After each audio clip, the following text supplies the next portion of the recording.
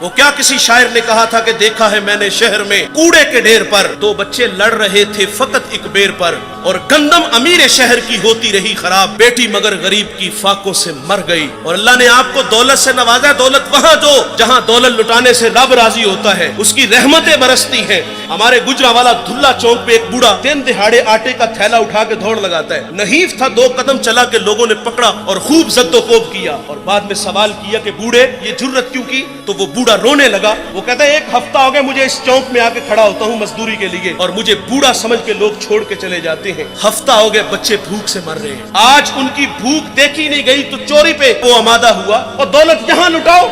یہ نوائے وقت میں ایک خبر چھپی تھی، کمالیہ کی بیٹی وہ شادی کے قابل تھی، ایک رشتہ ملا، ادھر سے بارات آ رہی ہے، ادھر بیٹی والے تیاریوں میں، ہمسائیگی میں سے کسی نے شرارت کی کہ جس کے گھر میں آ رہے ہو وہ اپنی بیٹی کو چند جوڑوں کے سوا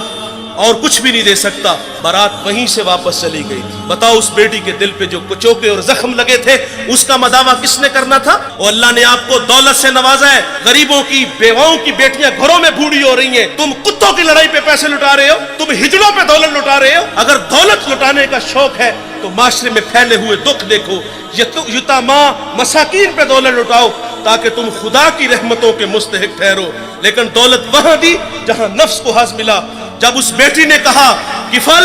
مجھے بھوک تیرے تک کھینچ لائی ہے، یہ ایک جملہ کفل کی ہدایت کا سبب بنا، دل کے آئینے پہ چوٹ لگی، کفل رونے لگا، ہاتھ جوڑ کے کہتا ہے بہن مجھے معاف کر دے، تو جس عزت سے آئی ہے اسی عزت سے واپس گھر چلی جا اور میرے لیے دعا کر اللہ مجھے معاف کر دے۔ وہ بیٹی گھر چلی گئی اور ادھر تقدیر کا قلم چل گیا، اسی رات کفل کو موت آ گئی۔ صبح ہوئی تو زمانے نے کفل کی دیوار پہ یہ لکھا ہوا پڑا تھا کہ اللہ نے کفل کو معاف کر دیا ہے۔ وہ معاف کر کے راضی ہوتا ہے۔ بھائی کوئی بندہ مرنے سے پہلے آ جائے ہاتھ جوڑ کے کہہ دے کہ یا اللہ آج کے بعد گناہ نہیں کروں گا، یہ اس کا وعدہ ہے کہ جو میری چوکھٹ پہ 2 آنسو لے آتا ہے میں اس کے گناہ کو لوح محفوظ سے مٹا دیتا ہوں۔